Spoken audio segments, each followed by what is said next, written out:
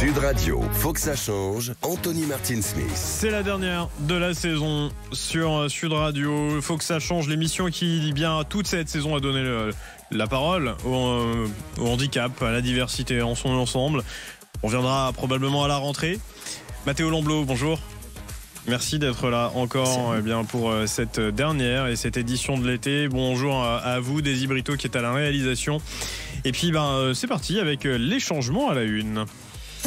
Agissons ensemble pour une société plus juste. L'association APF France Handicap présente Sud Radio, les changements à la une. Mathéo Lamblot pour ces changements à la une avec les entreprises Auchan, Carrefour, Leclerc et Picard mises en demeure de se conformer à leur accessibilité numérique d'ici au 1er septembre sur leur service de course en ligne. Oui, Anthony, on en parlait déjà dans les changements à la une du 5 juillet. Depuis le 28 juin, le Code de la consommation impose aux entreprises de proposer des services accessibles à tous. Les associations de personnes malvoyantes et aveugles APIDV et Droit Pluriel, accompagnés par le collectif de juristes Intérêt à agir, ont décidé de mettre en demeure plusieurs enseignes de la grande distribution, donc Auchan, Carrefour, Leclerc et Picard, pour l'inaccessibilité de leurs services en ligne, notamment leur site internet de courses. Les entreprises concernées ont jusqu'au 1er septembre, comme vous le disiez, pour se mettre en conformité. Passé ce délai, elles risquent une assignation en justice. Il était temps que les associations se mobilisent sur la question. Les changements à la une de Mathéo Lamblot. Non, c'est pas tout à fait fini, Anthony. Je voulais profiter justement de cette dernière édition des changements à la une de cette saison pour vous adresser un mot personnel. Je voulais vous dire un grand merci pour cette belle saison à passer à vos côtés. Ce fut un vrai plaisir d'être chroniqueur de cette émission semaine après semaine avec autant de rigueur, d'écoute et d'engagement de votre part. Quand l'émission a été lancée, nous ne savions pas vraiment jusqu'où elle irait, ni quel écho elle rencontrerait. Et pourtant aujourd'hui, je crois qu'on peut être fier du chemin parcouru. Parler de handicap, ce n'est pas forcément ce qu'on appelle un sujet facile ni joyeux, mais c'était et c'est toujours un sujet indispensable. Et à travers cette émission, je crois sincèrement que nous avons réussi à briser des tabous, à ouvrir des discussions parfois difficiles mais nécessaires. Nous avons donné la parole à celles et ceux qu'on entend trop peu et tenté ensemble de faire bouger les lignes, même modestement. Merci donc à vous, Anthony, pour votre professionnalisme, votre bienveillance et aussi pour avoir supporté cette émission avec une vraie sincérité. Et merci à nos auditeurs et à nos auditrices, sans qui tout cela ne serait pas possible. Et je vous dis à l'année prochaine. Je suis très touché, Mathéo. Merci pour ces mots. Effectivement, c'est un combat de chaque semaine que nous menons sur Sud Radio, et avec vous aussi, avec Daisy Brito, avec toute l'équipe de Sud Radio, avec Luc qui est au web, que je salue pour son engagement, Aurore, Kachia également. Enfin, en tout cas, tous ceux qui chez Sud Radio ont cru, même si au début tous les indicateurs disaient qu'il fallait pas trop y croire, parce que c'est un sujet, comme vous le disiez, qui est pas évident, le handicap. Mais en tout cas, merci. Je suis ravi d'avoir fait cette saison avec vous, à vos côtés, Mathéo. Je suis ravi de vous avoir vu aussi bien prendre de plus en plus de place à l'antenne. Et puis, j'espère qu'à la rentrée, je vous retrouverai autour de cette table avec toute l'équipe de Sud Radio et avec de nouveaux défis, parce que parler de handicap, vous l'avez dit, ce n'est pas facile, mais par contre, si on y met du cœur, ça devient un peu plus simple à traiter au jour le jour. Et puis si vous, auditrices, auditeurs, vous voulez participer à la prochaine saison de Faut que ça change, vous n'hésitez pas à nous écrire à jeparticipe@sudradio.fr. Vos témoignages sont très importants et vous nous écrivez de plus en plus nombreuses et nombreux, et ça aussi, ça nous permet de nous nourrir, de savoir aussi si ce que nous faisons, c'est au plus proche de vos préoccupations ou pas. Merci en tout cas pour ces changements à la une un peu particuliers et un peu longs, mais vous êtes bien sur Sud Radio, vous bougez pas. On revient juste après cette courte pause. Vous m'avez ému, Mathéo Lamblot. Agissons ensemble pour une société plus juste. L'association APF France Handicap vous a présenté Sud Radio, les changements à la une. Sud Radio, faut que ça change. Anthony Martin-Smith. Faut que ça change sur Sud Radio pour cette dernière de la saison. Et je voudrais, avant de présenter mon invité, commencer par un coup de gueule, si vous me le permettez. J'entends ici et là des choses dites sur ce que serait ou ne serait pas Sud Radio, sur tantôt une radio où il n'y a qu'une seule couleur politique qui est exprimée, tantôt où nous serions une radio de fascistes sans même que les gens mesurent ce que veut dire ce terme-là, et puis sans prendre ce recul et de prendre la mesure de ce que ces critiques engagent. Je voudrais juste remettre les choses un peu en perspective. Sud Radio, c'est aujourd'hui la seule station qui a à la fois une émission sur les femmes et qui parle des femmes et qui donne la parole aux femmes, mais qui laisse aussi les hommes qui s'engagent au profit d'une meilleure place pour nos femmes dans notre société. Prendre la parole sur l'antenne. C'est aussi une station qui donne la parole sur des questions de santé publique. C'est aussi une station qui s'engage pour le numérique pour tous. Et c'est surtout une station qui, depuis novembre dernier, et même avant, parce que j'ai couvert avec Benjamin Glaise et Maxime Troulot et Jean-Marie Bordry, que je salue au passage, sur l'antenne, les Jeux paralympiques l'année dernière, durant Paris 2024. Une radio qui s'est pris d'engagement pour l'inclusion, pour le handicap, pour la diversité. Et donc quand j'entends dire des choses pareilles, je vous cache pas que ça me met en colère. Ça me met en colère parce que nous sommes une radio privée, nous sommes une petite radio privée qui a un grand cœur. Toutes les couleurs politiques sont représentées. Tout le monde a la parole sur Sud Radio. C'est peut-être ça d'ailleurs qui dérange. Même les personnes handicapées que l'on n'entend pas tous les jours prendre la parole sur une antenne nationale généraliste. C'est ça Sud Radio. Et c'est ça aussi qui me met en colère quand les bien-pensants veulent nous faire croire que la bonne parole est ailleurs et que la bonne parole serait aussi sur le service public, ce service public même à la radio, qui n'a aucune émission comme celle que nous portons aujourd'hui avec Mathéo Lamblot, avec Daisy Brito, avec l'ensemble de l'équipe de Sud Radio sur les questions du handicap et de diversité. C'est mon coup de gueule, ça n'appartient qu'à moi de le dire et de le penser. Je me désolidarise totalement du reste de la station qui a son point de vue, etc. Mais ça, en tout cas, c'est ce que je voulais partager avec vous parce que ça me fâche quand j'entends que nous serions cette radio de couleur politisée ou que nous serions une radio fasciste. Je vous invite à ouvrir un dictionnaire, ceux qui le pensent, et à voir ce que c'est que le fascisme. Ce n'est pas du tout cela. Allez, mon invité du jour, Régis Hopferman. Bonsoir à vous. Enfin, bonjour, pardon. J'ai tellement l'habitude qu'on soit le soir que... Bonjour à vous, Régis. Bonjour. Vous êtes vice-président en charge des activités commerciales d'Invaker pour l'Europe et le Pacifique. Vous êtes vous dirigez en tout cas une société qui fabrique des fauteuils roulants manuels, électriques, de la motorisation et des scooters pour les personnes qui sont empêchées sur le plan moteur, justement. Je voulais qu'on revienne un peu avec vous sur toutes ces annonces que l'on a eues cette année, notamment la ministre en charge de l'autonomie et du handicap, Charlotte Parmentier-Lecocq, qui est venue plusieurs fois à ce micro, s'exprimer sur la volonté du président de la République, Emmanuel Macron, de rembourser intégralement les fauteuils roulants. On y arrive, Régis Hopferman, on y arrive à ce remboursement des fauteuils intégral pour les personnes en situation de handicap. Ça a été reporté plusieurs fois. Maintenant, on arrive sur un atterrissage au 1er décembre. Est-ce que vous en êtes satisfait, vous, chez Invaker ? Écoutez, oui, on pense que ça va évidemment dans le bon sens de supprimer les restes à charge qui étaient importants sur certains produits pour les patients. Donc, c'est plutôt une bonne nouvelle pour eux et par ricochet, on l'espère pour nous. Maintenant, il faudra voir en pratique comment ça se passe à partir du 1er décembre, parce qu'il reste un certain nombre d'inconnus. Et est-ce que vos bénéficiaires vous disent qu'ils se satisfont de ça ? Parce que on entend, nous, ici, chez Sud Radio, dans Faut que ça change, des voix un peu contradictoires disant que ces remboursements, c'est bien, mais ça va peut-être pas assez loin.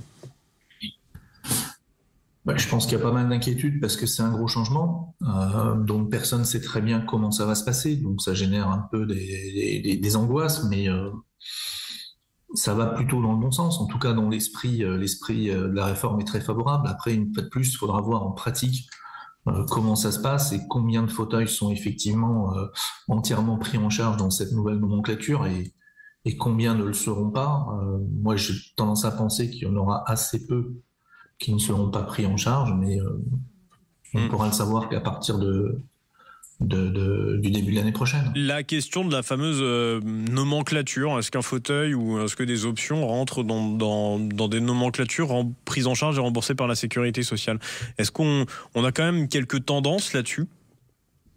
Oui, on connaît bien maintenant la nomenclature. Il y a quelques aménagements encore à venir. Donc chacun des fabricants est à même de positionner ses produits dans les différentes catégories, de les faire évaluer par le CERA, qui est l'organisme qui les accrédite. Ouais. Donc ça, c'est un travail qui est en cours. Est-ce que... La nomenclature, on la connaît bien. Après, la difficulté, c'est que pour garantir un zéro reste à charge, le projet a prévu des prix limites de vente. Donc, il faut d'une part que le produit soit conforme à la nomenclature technique, ça, c'est le point numéro 1. Et le point numéro 2, c'est qu'il faut que le fabricant puisse le vendre en dessous du prix limite de vente. D'accord ? Donc ça reste un petit peu l'inconnu. Il y aura que les fauteuils roulants qui seront pris en compte, ou vous qui fabriquez par exemple des scooters, ces derniers seront-ils pris en charge ? Oui, les scooters sont pris en charge également, les motorisations pour les fauteuils roulants manuels aussi, et évidemment les fauteuils roulants électriques. Ces questions de nomenclature, elles concernent les fauteuils roulants, elles vont concerner les scooters. Qu'en sera-t-il pour le fauteuil sportif, Régis Opferman ? Alors, il est prévu également dans la nomenclature. C'est une des catégories, le fauteuil roulant manuel de sport. C'est vrai que c'était une promesse, enfin en tout cas c'était une volonté de la ministre Charlotte Parmentier-Lecocq que ça fasse partie des fauteuils roulants. Mais bon, il y a tellement eu d'allers-retours sur ce texte qu'on peut imaginer que c'est quelque chose qui ait pu passer à la trappe, non ? Non, mais ils ne sont pas passés à la trappe. C'est bien prévu dans la nomenclature. Les fauteuils de sport en font partie. Et alors, du coup, qu'est-ce qu'il est préconisé sur ces fauteuils roulants sportifs, justement, pour qu'ils ne soient pas hors nomenclature ? Si vous voulez, comme pour chacune des autres catégories, il y a une nomenclature technique qui décrit ce que le produit doit proposer et quelles sont les caractéristiques techniques qu'il doit remplir. Mais ensuite, pour les produits qui ne seraient pas conformes, il y a un dispositif qui est prévu de financement sur devis, en complément de la nomenclature. Donc sur prescription médicale. Sur prescription médicale, ouais, ça c'est ce qu'elle disait aussi. Donc le médecin ferait une prescription en disant mon patient a besoin pour sa pratique sportive d'un fauteuil roulant qui est telle spécificité. Si c'est hors nomenclature, ça marche sur devis et ça serait quand même pris en charge. Alors tout ça c'est à mettre entre guillemets quoi. Mais... Donc il appartient aux revendeurs, aux prestataires de services de faire un devis avec une demande d'entente préalable qui sera instruite par le médecin conseil de la sécurité sociale et qui à l'issue rendra un avis favorable ou défavorable. Mais en tout cas, la procédure est prévue pour financer sur devis ceux qui ne rentrent pas dans la nomenclature. Il n'y aura pas des dérives, Régis Opferman, justement, de la part de ces revendeurs, de ces distributeurs sur justement cette nouvelle prise en charge intégrale du fauteuil roulant? Il n'y en a pas qui vont profiter de cela? Je pense pas, parce que vous savez, in fine, je connais pas beaucoup d'utilisateurs de fauteuils roulants qui achètent un fauteuil pour se faire plaisir, hein. Ils l'achètent parce qu'ils en ont besoin. Je parle pas forcément de bénéficiaires, mais plutôt des fabricants, des distributeurs. Je dis pas que ce sera le votre cas, hein, mais...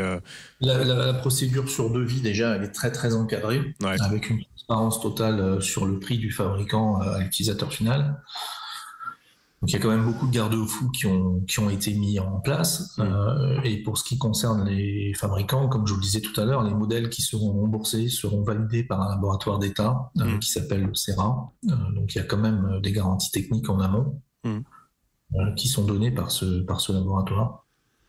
Combien coûte le modèle d'entrée de gamme, j'ai envie de vous dire, chez vous, voire même chez les concurrents, parce que je présume que vous vous alignez. Combien ça coûte, par exemple, un fauteuil manuel, qu'on se rende compte un petit peu de réellement du coût auquel ça revient? Alors aujourd'hui, les modèles les moins chers coûtent 559 €. Ah ouais, mais vous savez quoi pour ça? Vous avez un fauteuil qui est utilisé principalement par des personnes âgées. Et ce montant-là, d'ailleurs, va baisser au 1er décembre. Il va baisser à 360 € pour ce type de fauteuil. Mais ensuite, ça ira pour les fauteuils roulants manuels jusqu'à 6 300 € pour les fauteuils manuels rigides actifs, ceux qui sont utilisés par les paraplégiques, tétraplégiques bas, etc. Et sur un fauteuil électrique, du coup, ça coûterait combien ? Enfin, ça coûte combien et ça coûtera combien peut-être ? Alors aujourd'hui, les prix varient entre 3 500 € pour les modèles de base, et ça peut aller jusqu'à 25-30 000 € pour les plus gros modèles qui sont les modèles des fauteuils électriques de verticalisation. C'est-à-dire, ces fauteuils électriques, je crois que j'en ai déjà vu, sont des fauteuils qui permettent de rehausser l'assise de la personne, c'est ça ? Oui, plus que ça permet de les verticaliser, de les mettre debout dans le fauteuil roulant électrique et de continuer à conduire. D'accord, c'est incroyable. Et du coup, j'imagine, c'est vrai que je suis complètement novice sur la question, mais j'imagine que ces fauteuils-là doivent quand même avoir un certain poids. Comment ça se passe pour la manœuvrabilité, rentrer dans son véhicule avec Oui, c'est des fauteuils qui peuvent peser jusqu'à 150 kg. 150 kg. Oui. Comment ils font dans ce cas-là, les bénéficiaires et les aidants ? Ils utilisent des rampes qu'on positionne à l'arrière de la voiture. Il faut évidemment avoir un van. Et certains sont transportés assis dans leur fauteuil, d'ailleurs, à l'intérieur du van. Et donc, ils sont arrimés au véhicule ? Tout à fait. Ils sont arrimés au véhicule. Et d'ailleurs, les fauteuils électriques sont crash testés pour ça. Ouais. Mais certains peuvent même conduire assis dans leur fauteuil électrique. D'accord. Donc, ils montent par l'arrière de leur véhicule jusqu'à la place conducteur ? Oui, tout à fait. C'est un véhicule aménagé, donc à 13 ans. Incroyable. Et aujourd'hui, Régis Opferman, le remboursement des fauteuils roulants, ça se passait comment ? Est-ce qu'il y avait un énorme reste à charge ? Alors, sur certains, pas du tout. Principalement, les fauteuils utilisés par les personnes âgées, il n'y avait quasi pas de reste à charge. Par contre, il y avait des très gros restes à charge sur les fauteuils plus haut de gamme, qui étaient ceux utilisés par les patients réellement handicapés. Et c'est ceux-là qui visent à mieux être pris en charge, à être entièrement pris en charge par la nouvelle réforme. Très bien. Eh ben, merci beaucoup, Régis Opferman. Je le rappelle, vous êtes vice-président en charge des activités commerciales de la société Invacare. Vous êtes en charge du territoire européen et puis Pacifique. Merci pour cet échange et ces clarifications sur ces prises en charge de fauteuils roulants qui, je le rappelle, au 1er décembre seront en tout cas sans reste à charge pour les personnes utilisatrices de fauteuils roulants. Merci d'avoir accepté notre invitation, Mathéo Lamblot. Ça y est ? Ça y est. Merci à vous. C'est les vacances. C'est les vacances. Bonnes vacances aussi à vous, Régis Opferman. Daisy Brito, venez autour de la table. Venez. Je veux que les auditeurs vous entendent parce qu'à chaque fois je vous salue. Mais quand même, qu'on voit votre visage et qu'on entende votre voix. Vous avez prévu des vacances ? Oui, j'ai prévu des vacances. Ouais, vous allez où ? À Bayonne. Les fameuses fêtes de Bayonne. Eh bien écoutez, Daisy Brito, on vous souhaite de très bonnes vacances. On a passé une super saison avec vous. Merci infiniment. Parce que c'est grâce à vous qu'on peut parler dans le micro et que vous pouvez nous écouter. C'était avec plaisir. C'est à cause d'elle plutôt. Moi cause, oui, effectivement, vous nous le direz. Peut-être que... Bon, en tout cas, merci infiniment. Très bel été sur Sud Radio. Chaque semaine, la rediff le samedi et le dimanche de Sud Radio. Faut que ça change. À la saison prochaine.